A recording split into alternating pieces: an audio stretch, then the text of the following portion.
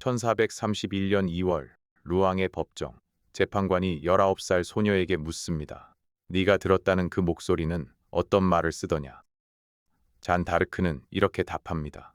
당신 말보다 더 나은 말을 쓰십니다. 서기는 이 대답을 그 자리에서 받아 적었고 3개월 뒤 소녀는 같은 도시의 광장에서 불에 탔습니다. 13살 여름, 아버지 집 정원에서 처음 들었다는 목소리 하나가 6년 만에 소녀를 화영대 위에 세운 겁니다. 그런데 그 목소리의 정체를 가장 집요하게 캐물은 쪽은 신을 부정하는 사람들이 아니었습니다. 소녀를 신문하던 성직자들이었습니다. 하늘의 것인지 악마의 것인지 증명해보라는 요구 앞에서 소녀는 한 번 흔들린 적이 있었지만 끝내 자기가 들은 것을 부정하지는 않았습니다. 법정을 채운 사람들은 영국과 부르고뉴 편에 선 성직자들이었고 유죄라는 결론은 사실상 시작되기 전부터 정해져 있었다고 평가됩니다. 그런데 600년이 지난 지금까지 이 재판이 특별하게 남은 이유는 판결이 아닙니다. 그 과정에서 쌓인 기록의 양 때문입니다. 재판은 1월부터 5월까지 넉 달 넘게 이어졌습니다. 본격적인 신문만 15차례 안팎으로 열렸고 그 자리에서 던져진 질문은 수백 개에 이릅니다. 서기들은 법정에서 오간 말을 그 자리에서 받아 적었습니다. 소녀를 죽이려고 만든 문서가 소녀의 말을 오늘까지 실어 날은 유일한 통로가 된 셈입니다. 거듭된 신문에서 잔 다르크는 자기가 겪은 일을 자기 입으로 말했고 그 문장이 그대로 문서에 남았습니다. 이게 왜 드문 일이냐면 중세의 종교 체험은 상당수가 후대의 전기 작가가 다듬어 놓은 형태로 전해지기 때문입니다. 성인의 생애를 적은 글은 이미 결론을 알고 쓰인 글이고 그래서 기적은 매끄럽고 의심은 지워져 있습니다. 그런데 이 재판 기록에는 당사자가 직접 내놓은 대답이 그것도 적대적인 질문에 몰린 상태로 남아 있습니다. 매끄럽지 않아서 오히려 읽을 것이 많은 문서인 셈입니다. 그렇다고 이 영상이 그날의 재판을 다시 심리해서 잔 다르크가 성인이었는지 환자였는지 시대를 착각한 소녀였는지 새 판결을 내리려는 건 아닙니다. 그런 결론은 여기서 내리지 않습니다. 이 영상이 하려는 일은 다릅니다. 기록에 남은 진술을 먼저 있는 그대로 읽고 그 다음 지난 600년 동안 사람들이 그 경험을 설명해 보려 애써온 순서를 그대로 따라가 보는 것입니다. 답을 드리는 쪽이 아니라 그 답이 왜 아직도 갈리는지를 보여드리는 쪽에 가깝습니다. 진술에 따르면 처음 그 일이 있었던 건 13살 무렵 아버지의 정원에서였습니다. 계절은 여름, 시간은 정오쯤이었다고 그는 말합니다. 마을 교회가 있는 오른쪽에서 커다란 빛이 왔고 그 빛과 함께 목소리가 들렸습니다. 재판 기록에는 소녀가 덧붙인 말도 그대로 적혀 있습니다. 처음에는 무서웠다고 말입니다. 신비한 체험을 이야기하는 사람의 첫 마디가 두려움이라는 점은 뒤에서 다시 짚어볼 대목입니다. 수백 개의 질문에 흩어져 있지만 진술에서 계속 되풀이되는 세부가 셋 있습니다. 첫째, 목소리는 거의 언제나 빛을 데리고 왔고 신문 날짜가 바뀌고 질문의 각도가 달라져도 그 대답만은 흔들리지 않습니다. 둘째, 목소리는 교회 종이 울릴 때 자주 찾아왔는데 아침과 저녁으로 종소리가 마을에 퍼질 무렵이면 특히 그랬다고 그는 말합니다. 셋째, 처음에는 아주 가끔이던 것이 나중에는 하루에도 여러 차례로 늘었고 전쟁터에 나간 뒤로는 더 잦아졌습니다. 지금 말한 세부들은 나중에 의사들이 붙잡게 될 단서이기도 합니다. 그 목소리가 무엇을 시켰는지도 진술에 남아 있습니다. 처음에는 착하게 살고 교회에 자주 나가라는 시골 소녀에게 할 법한 평범한 말이었다고 합니다. 그런데 어느 순간부터 내용이 완전히 달라집니다. 프랑스로 가라. 오를레앙의 포위를 풀어라. 왕세자를 랭스로 데려가 왕관을 씌워라. 글도 읽지 못하던 16살 농가 소녀가 전쟁의 판을 바꾸라는 명령을 들었다고 말한 것입니다. 재판관들이 물고 늘어진 것도 바로 그 감각의 세부였습니다. 그 목소리에 형체가 있었느냐, 만질 수 있었느냐, 냄새가 났느냐, 어떤 언어를 쓰더냐. 질문은 갈수록 좁아지고 집요해집니다. 함정은 단순해서 구체적으로 답하면 혐의가 되고 답하지 못하면 거짓말이 됐습니다. 이유는 분명합니다. 정체를 신학적으로 확정해야 그것이 악마에게서 왔다는 판결로 넘어갈 수 있기 때문입니다. 법정은 경험담을 듣고 싶었던 것이 아니라 죄목을 만들고 싶었습니다. 기록에 남은 대답은 이런 식입니다. 목소리가 어떤 말을 쓰더냐고 묻자 프랑스어를 쓴다고, 그분이 잉글랜드 편도 아닌데 왜 영어를 쓰겠느냐고 대봤습니다. 눈으로 보았느냐는 물음에는 보았다고 답하고, 어느 대목에서는 지금 당신들을 보는 것만큼이나 또렷하게 보았다고 말합니다. 그를 껴안았을 때 좋은 냄새가 났다고도 말합니다. 어떤 질문에는 대답을 거부하면서 그건 당신들에게 말할 것이 아니라고 선을 긋습니다. 19살 피고가 신학 박사들 앞에서 내놓은 대답이라고는 믿기 어려운 문장들이 이어집니다. 재판관들이 특히 오래 매달린 것은 표직 문제였습니다. 왕세자가 너를 믿게 만든 증거가 무엇이었느냐? 천사가 왕관을 가져다 주었다는 말이 사실이냐? 자네 대답은 날마다 조금씩 흔들리고 어떤 날은 아예 대답하지 않겠다고 버팁니다. 흥미롭게도 이 대목은 그를 옹호하는 쪽에게도 곤란한 부분입니다. 그래서 오히려 기록이 통째로 손질되지는 않았다는 근거로 인용되기도 합니다. 지어낸 이야기라면 이렇게 어정쩡한 상태로 남겨둘 이유가 없기 때문입니다. 가장 유명한 대목은 함정 질문에서 나옵니다. 재판관이 묻습니다. 너는 신의 은총 안에 있다고 생각하느냐? 그렇다고 답하면 오만이 되고, 아니라고 답하면 스스로 그 목소리를 부정하는 셈이 되는 물음입니다. 자는 이렇게 대답합니다. 은총 안에 있지 않다면 신께서 그 안으로 데려가 주시기를, 은총 안에 있다면 그대로 지켜주시기를 바란다고. 이 대답 앞에서 신문하던 이들이 말문이 막혔다는 기록이 남아 있습니다. 정체를 캐묻는 법정과 경험만을 말하는 소녀는 끝내 같은 언어를 쓰지 못했습니다. 그런데 여기서 한 발 물러설 필요가 있습니다. 우리가 읽는 것은 녹취록이 아닙니다. 신문은 프랑스어로 이루어졌고 서기들이 그 자리에서 요약해 적었습니다. 오늘날 정식 문서로 남은 것은 그 요약을 다시 라틴어로 옮긴 번역본입니다. 말이 3번 걸러진 셈이고 걸러질 때마다 누군가의 선택이 개입했습니다. 소녀의 말투와 머뭇거림, 대답 사이의 침묵은 그 과정에서 대부분 사라졌습니다. 게다가 이 법정은 중립적이지 않았습니다. 재판을 꾸린 쪽은 그를 유죄로 몰아야 정치적으로 득을 보는 사람들이었습니다. 프랑스 왕을 세운 소녀가 마녀였다면 그 왕의 정통성도 함께 무너지기 때문입니다.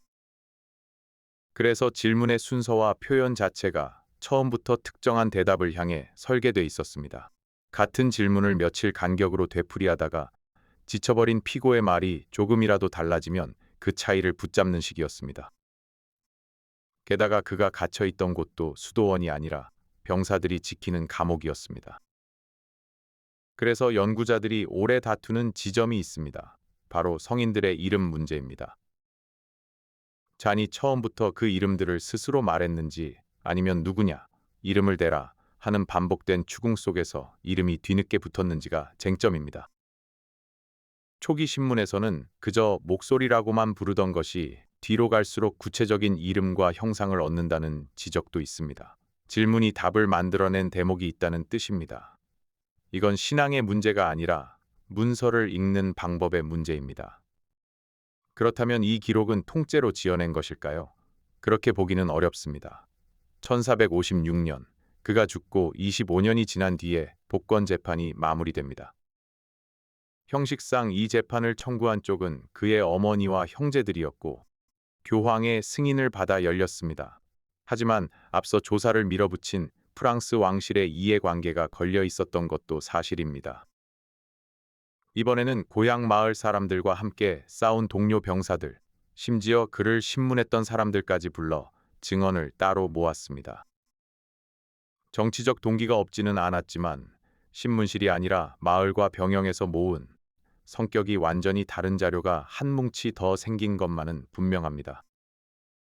그리고 그 증언들은 25년 전 소녀의 진술과 여러 대목에서 맞물립니다. 어린 시절 그가 교회 종소리에 유난히 마음을 썼다는 이야기, 일을 하다가도 기도하러 혼자 자리를 뜨곤 했다는 이야기가 마을 사람과 병사들처럼 처지가 전혀 다른 증인들에게서 되풀이해 나옵니다. 적대적인 법정이 만든 문서와 우호적인 법정이 모은 증언이 같은 지점에서 겹치는 것입니다. 다만 이 증인들이 확인해 준 것은 그의 성품과 행동이지 목소리 그 자체는 아닙니다. 그래서 여기서 얻는 결론은 조심스럽습니다. 그 소녀가 무언가를 겪었다고 주위에 일관되게 말해왔다는 것까지는 부정하기 어렵습니다. 남는 문제는 그 무언가가 대체 무엇이었느냐 하는 것입니다. 이 질문이 신경학과 정신의학의 영역으로 넘어간 건 19세기 후반부터입니다. 의사들은 수백 년 전 소녀의 진술을 한 편의 증례 보고서처럼 읽기 시작했습니다. 빛이 보였다. 소리가 들렸다. 언제 시작됐다. 얼마나 자주 왔다. 오늘날 진료실에서 환자에게 묻는 항목이 그 오래된 기록 안에 뜻밖에도 꽤 들어있었기 때문입니다.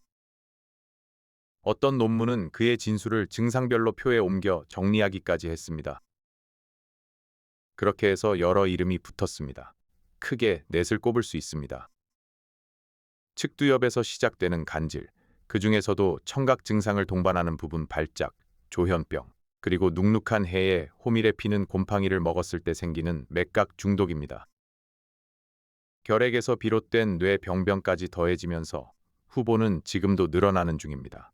학술지에 새 논문이 실릴 때마다 진단명이 하나씩 추가되는 시기입니다. 재미있는 건 그 목록 자체가 각 시대의 의학이 무엇에 관심이 있었는지를 보여준다는 점입니다. 20세기 초에는 히스테리라는 진단이 맨 앞에 있었고 지금은 뇌 영상 시대에 어울리는 진단이 앞에 놓입니다. 각 가설이 붙잡는 단서는 꽤 분명합니다. 빛을 동반한 짧고 반복적인 발현, 종소리라는 특정한 소리와의 연결, 그리고 사춘기 무렵이라는 시작 시점입니다. 방금 말한 세 가지는 실제로 일부 발작성 질환의 양상과 겹칩니다. 특정한 소리에 의해 유발되는 발작은 의학에 실제로 존재하는 범주이고 측두엽에서 시작된 발작이 강렬한 종교적 감정을 동반한다는 보고도 오래전부터 쌓여 있었습니다. 그러니 의사들의 관심 자체는 억지가 아니었습니다. 그러나 반론도 만만치 않습니다. 자는 발현이 일어나는 동안에도 의식이 또렷했고 나중에 그 내용을 순서대로 기억해 진술했습니다. 발작 뒤에 흔히 따라오는 혼란이나 기억의 공백이 기록에서는 잘 보이지 않습니다. 무엇보다 그는 1년 남짓한 기간 동안 군대를 움직였고 한 달 가까이 이어진 신문에서 신학 훈련을 받은 재판관들을 논리로 밀어냈습니다. 판단력이 무너진 사람의 행적으로 읽기에는 걸리는 대목이 너무 많습니다.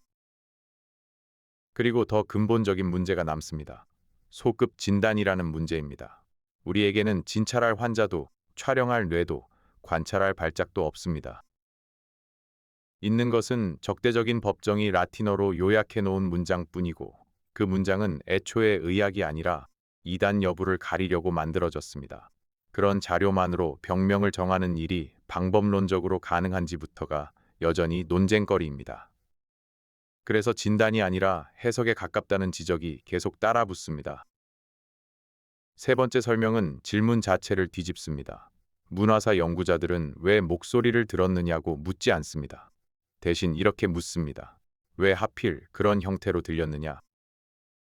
사실 목소리를 듣는 경험 자체는 오늘날에도 병이 없는 사람에게서 드물지 않게 보고되며 문제는 언제나 그것을 무엇이라고 부르느냐였습니다.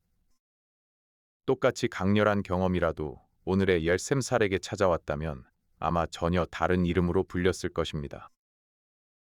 잔이 자란 세계에서 성인의 음성은 이상한 사건이 아니었습니다.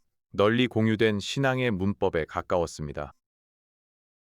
시에나의 카타리나 같은 여성 환시자들의 이야기가 설교와 입소문을 타고 유통됐고 한 처녀가 프랑스를 구한다는 예언도 그 무렵 떠돌았다고 전해집니다. 다만 그 예언이 잔이 나타나기 전부터 있었는지 나타난 뒤에 끌어다 붙인 것인지는 지금도 논쟁거리입니다. 어느 쪽이든 그 소녀는 자기가 무엇을 들을 수 있는지 그리고 그것을 들었을 때 무엇이라고 불러야 하는지를 이미 배운 상태였습니다. 거기에 매일의 감각 환경이 겹칩니다. 하루를 몇 토막으로 나누는 교회 종소리, 벽에 걸린 성인의 그림, 계절마다 돌아오는 축일과 행렬 같은 것들입니다. 동래미는 큰 도시가 아니었고 고향을 떠나기 전까지 그가 본 그림이라고는 마을 교회 안의 성인화가 거의 전부였을 것입니다. 글을 읽지 못하는 시골 소녀가 신을 만나는 통로는 문자가 아니라 소리와 그림이었습니다. 그러니 어떤 강렬한 내적 경험이 찾아왔을 때 그것을 담을 그릇은 이미 그 안에 준비돼 있었던 셈입니다. 이 관점에서 보면 목소리는 백지에서 튀어나온 게 아니라 소녀가 가진 유일한 언어로 번역된 무언가입니다. 꽤 설득력 있는 설명이고 오늘날 역사 연구자들도 대체로 이 접근을 선호한다고 알려져 있습니다. 다만 여기에도 분명한 한계는 있습니다. 이 설명은 그 경험이 왜 그런 모양을 하고 있었는지는 밝혀주지만 그 경험이 대체 무엇이었는지에 대해서는 끝내 입을 다뭅니다. 그릇의 모양을 설명했다고 해서 그 안에 담긴 것이 무엇인지까지 말한 건 아니기 때문입니다. 이제 세 가지 설명이 나란히 놓였습니다. 신경학은 어떻게 일어났는지를 말하고, 문화사는 왜 그런 모습이었는지를 말하며, 신앙은 누가 말했는지를 말합니다. 흥미로운 건 셋 다 사실 서로를 반박하지 않는다는 점입니다. 뇌에서 일어난 일이라는 설명과 그것이 계시였다는 주장은 논리적으로 서로 배타적이지 않습니다. 어떤 계시가 있었다 해도 그것은 결국 사람의 뇌와 그 시대의 언어를 통과해서 도착할 수밖에 없습니다. 실제로 신경학자 중에는 자기 설명이 신앙을 부정하지 않는다고 분명히 밝혀둔 사람도 있습니다. 그럼에도 판단이 갈리는 진짜 이유는 자료의 한계 때문입니다. 진찰할 환자도 없고 다시 볼 수 있는 발현도 없고 적대적인 법정이 남긴 문서 한 뭉치가 있을 뿐입니다. 600년 동안 쌓인 논문과 책의 두께에 비하면 그 바닥에 깔린 자료는 놀랄 만큼 얇습니다. 결국 각자가 자기 자리에서 자기 언어로 결론을 내리고 있는 셈입니다. 그래도 확실한 게 하나 있습니다. 그 목소리가 무엇이었든 잔 다르크에게는 목숨과 맞바꿀 만큼 실제했다는 사실입니다. 그를 끝내 화형대로 보낸 죄목이 무엇이었는지도 짚어야 합니다. 이단의 결정적 증거로 채택된 것은 놀랍게도 옷이었습니다. 남자 옷을 다시는 입지 않겠다고 약속한 뒤 며칠 만에 또 남자 옷을 입었다는 것, 그것이 재범으로 처리됐습니다. 감옥에 여자 옷 대신 남자 옷만 남겨져 있었다는 증언이 뒷날 복권 재판에서 나오지만 1431년 법정에는 그런 사정이 들어갈 자리가 없었습니다. 그는 살 수도 있었습니다. 취소하겠다고 말하기만 하면 됐고, 실제로 지친 끝에 한 번은 굴복 문서에 표시를 남기기도 했습니다. 그러나 며칠 만에 그 굴복을 거두었고, 그 철회가 그를 곧장 불길 앞으로 데려갔습니다. 목소리가 병이었다고 보든, 시대가 준 문법이었다고 보든, 그 선택만은 어떤 설명으로도 가볍게 만들 수 없습니다. 재판관들은 그 목소리의 정체를 밝히려고 수십 차례 물었지만 끝내 실패했습니다. 교회는 1920년 잔 다르크를 성인으로 선포하며 나름의 답을 내놓았습니다. 하지만 600년 동안 의사와 역사가가 이어받은 그 질문은 아직도 열려 있습니다. 어쩌면 이 이야기가 이토록 오래 남은 이유는 답이 나와서가 아니라 나오지 않아서일지도 모릅니다. 당신에게 그 목소리는 무엇으로 들리십니까? 답을 정하기 어려운 이야기들을 앞으로도 계속 다루겠습니다. 구독으로 함께 해주세요.